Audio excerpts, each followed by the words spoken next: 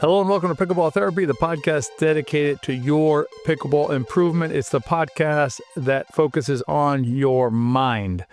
My name is Tony Roig. I am the host of this weekly podcast. It is a pleasure to be with you this week.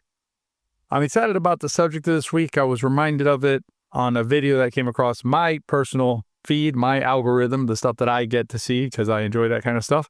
And it reminded me of a really important concept, which has to do with gatekeeping our cells, gatekeeping our information. Specifically, this creator was talking about gatekeeping information and taking back your attention. And the content creators in the science space, a gentleman named Hank Green, who's really interesting concepts about science, shares a lot of just knowledge about science, and I've followed him for a number of years now. And this one caught my attention because he was talking about the algorithm and how it basically dictates for you what it kind of be like. It replaces your agency over time. In other words, like the algorithm knows you better than you know yourself. I mean, we make jokes about it, but that's the world we're heading into. I mean, like Amazon, for instance, supposedly knows more about what you want than what you think you want. So his idea was to retake your attention, and he used the term intentionality. And if you listen to this podcast, you know that's a subject that's near and dear to our hearts in the Better Pickleball ecosystem, of which pickleball therapy is a part. And so that caught my attention as well. So I'm going to talk about intentionality in a minute, but let's go through a little bit of this idea of gatekeeping and how we can use that to best enjoy our journey together. And then in the riff, I'm going to share with you an event that's coming up that we're going to talk about information about 2025 that'll help you out. All right, let's talk first about gatekeeping our information, gatekeeping our what comes into our brains. Because, a lot of times, when we're exposed to information in an area that maybe we're not sure what the right answer is, like pickleball can be sometimes, we will err on the side of letting the information in. So we'll allow the information to come in. Sometimes it's because we're just curious. Sometimes it's because, we just heard it. Sometimes it's because we hear it, but we're not really sure how to exclude it, right? How to discern that it's not necessarily correct, complete, or for us. Those are the three elements that we look at in terms of information. And there's a couple of different areas that I think is important to keep an eye out for. One is YouTube, or any kind of social media algorithm. YouTube is still the principal one in our space in pickleball. Eventually, it may switch to Instagram or TikTok or something else, but right now it's YouTube. So it's not that YouTube's doing anything wrong, but YouTube doesn't know you specifically. YouTube knows that you like pickleball, and YouTube knows that you interact with videos that are about pickleball. The other thing it knows that the crowd likes the video. So, for instance, a common video that is very popular is serves. We don't do a lot of serve videos in our channels because not that serves aren't important, but we subscribe to a very fundamentally sound way of dealing with the serve. So we're not going to try and take you in these directions of doing all these fancy serves and things like that. So we don't have that heavy presence in the serve space. Other content creators do. And this is not a criticism of them. They're doing what, everybody's playing the same game. So they're all on the same hamster wheel, if you will. You have YouTube feeding videos that the crowd likes. The crowd likes serve. So YouTube feeds serve. That means content creator gets feedback. Serve is good. So content creator creates content based on serve, and so on and so forth. Just the wheel keeps going round and round. So what happens is it's this self-reinforcing system, right? And it can take our eye off the ball, if you will, pun intended, I guess. It can take away our ability to keep ourselves focused on what really matters in our play, what's going to actually help us with our pickleball, as opposed to these these areas where we're basically pulled off in directions that aren't necessarily going to be the best for our game. The content creator that I mentioned earlier, Hank Green, he was referring to the idea of getting back your attention in terms of just general content delivery, right? General information. Specific to what we're working on here in terms of pickleball, it's taking back your attention from the algorithms in the pickleball space, or being at least cognizant of the fact that because a video was fed into your ecosystem by the algorithm does not mean that that is something that is made for you, does not mean that it is something that is right for you, and doesn't mean that something you should go pursue. And so algorithm is a really big one because of the information age that we live in nowadays. So you just got to be cognizant of that. And I haven't done a lot in AI yet, but I have been playing around with it a little bit in Gemini and ChatGPT, and now there's DeepSeek. So just trying to like see what's possible, right? See if it can help us, figure out ways to reach players, things like that. Just get ideas. And I got to tell you something. I am not impressed by AI so far. I tested it with several different things and just try to get information from it. And it is wrong at a level that is surprising to me. I asked it, some specific pickleball questions, and the answers were just way wrong. And then when I asked AI about the answers being wrong, they would just say like, "Oh, I'm sorry about that." And then I would correct it, and it would be like, "Oh, okay." So it would just take my answer, which in this case is fine because I'm giving it good information, but who knows, right? What's going in there. So, you just have to be really cognizant you have to be careful, I should say, of the information coming your way from any kind of a computer platform, whether it's YouTube or any other social media or even AI in terms of that. Another area that you can use this idea of gatekeeping is friends at the courts, because your friends at the courts, I'm sure they mean well, right? The other players, they're not trying to lead you astray, but I hear a lot of information out there when I'm out on the courts, and a lot of it's just wrong. But they'll swear by it. They'll swear that that's the way you do it. And ask yourself, like, how do they know the right way to do it? Even if let's assume that they're like playing on a court higher than your court, right? So they're higher level in that facility. They probably don't really understand the game that well. So, that's just the reality of the situation. I shouldn't say they don't understand the game well, but that's just, you got to play the odds, right? The odds are that they haven't spent the time really breaking everything down the way that, for instance, CJ and I do at Better Pickleball, where we spend, literally every day of every week doing this. And so that's what allows us to then share with you information that we know is good information. And again, I don't want to make it sound like I'm down talking, the local players. What I want to do is help you protect yourself from potentially bad information, because bad information then leads you astray, right? And that's the danger. If it was like, like what song do you like best, or what movie is the best, or whatever, whatever, that's no big deal. That's not going to impact you. But if you hear something at your courts or get a YouTube video that feeds you some information that is either incorrect or incorrectly stated or misunderstood or partially understood but not in context and things like that, it can really mess up your game. And one example I'll give you is this happened several years ago. There was a player who did a video, and he referred to the neutral dink as a dumb dink. I know that sometimes referred to as the dead dink, but he referred to it as the dumb dink. So he basically layered another next level on dead dink to dumb dink. And so, you're sitting there, you being like your, average pickleball player sitting there watching this, and you get a really good pro player saying, don't hit dumb dinks, right? Who wants a dumb dink? So dink like this. So what does that tell you? I shouldn't do that, right? And so why would you ever want to hit a shot that's a dumb dink?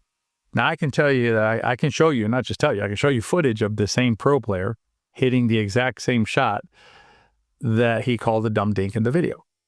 In his games, in his matches. And I don't mean like in demonstrations, I mean in medal matches in the pro level.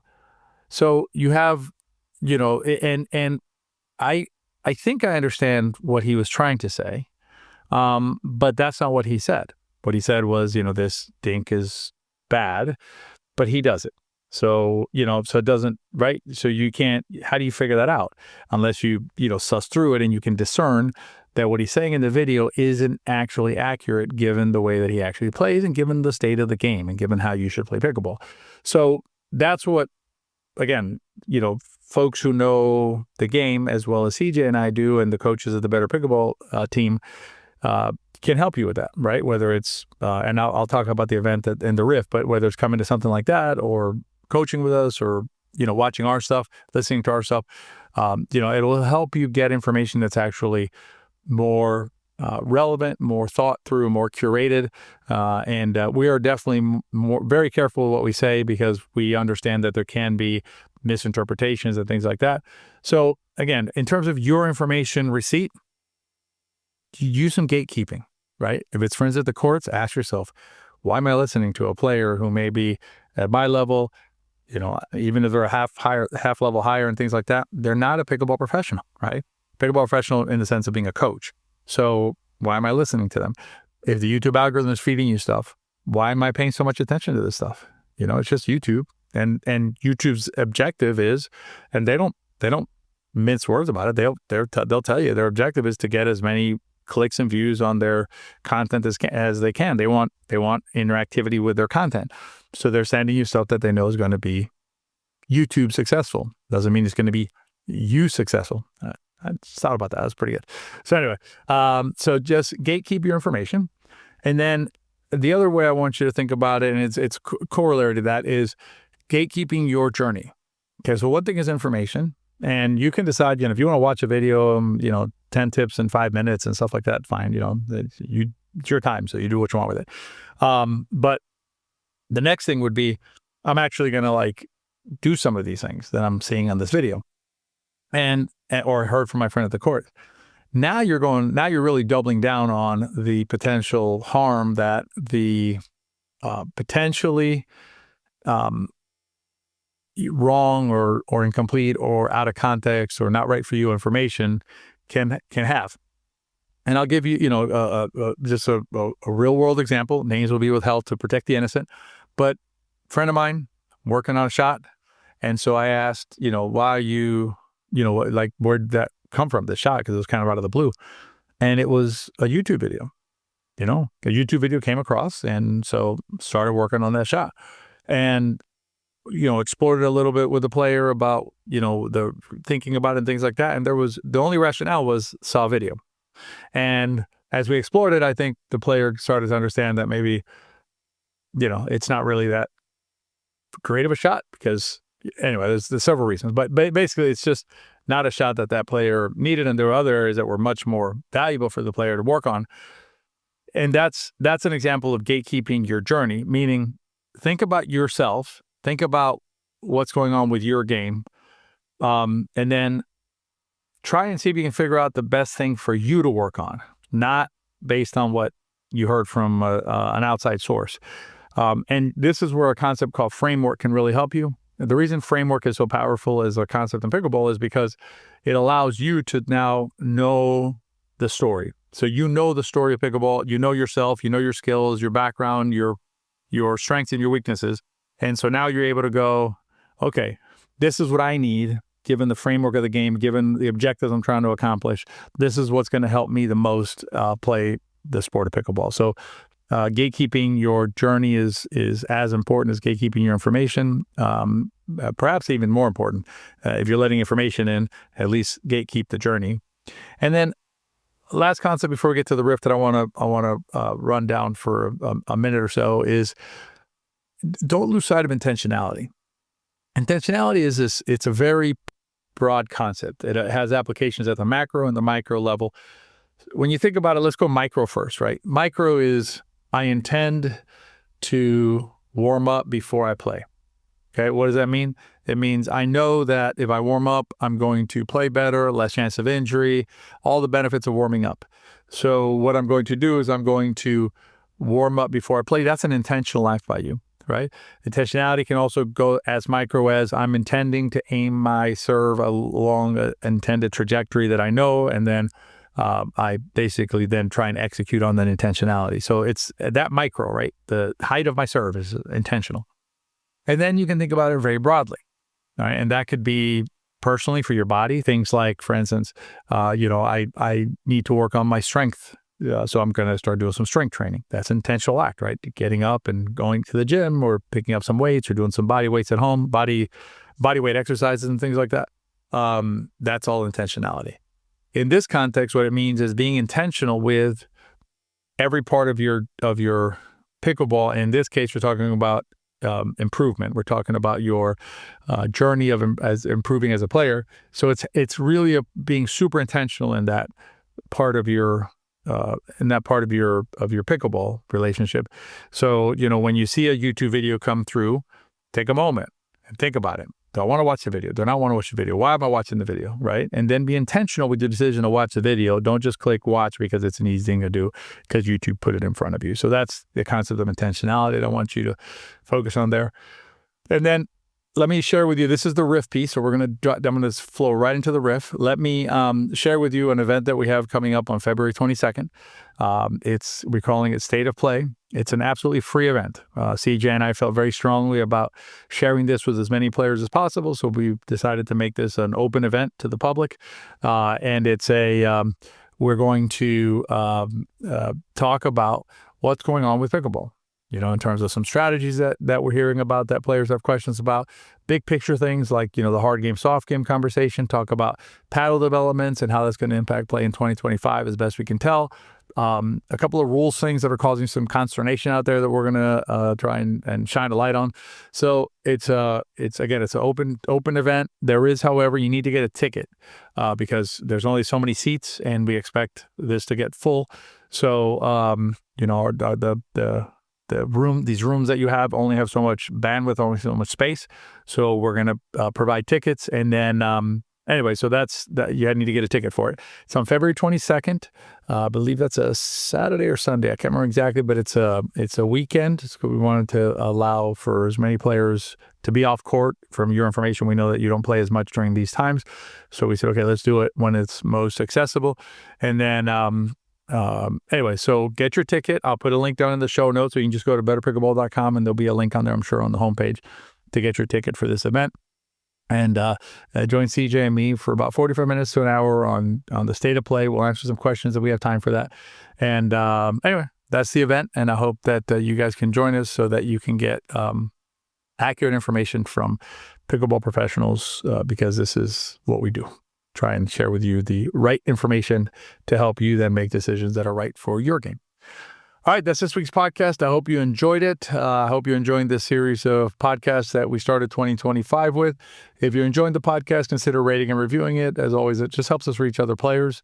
We like hearing from you and we enjoy the feedback, but the number one reason we ask for this is so that we can reach other players who may benefit from the podcast. And as always, if you enjoyed the podcast, share it with your friends. Particularly in this case, if you have a friend who's kind of out there on the YouTube hamster wheel or just listens to every little thing that, every player at the court shares with them, then share this podcast with them to help them maybe get off that hamster wheel.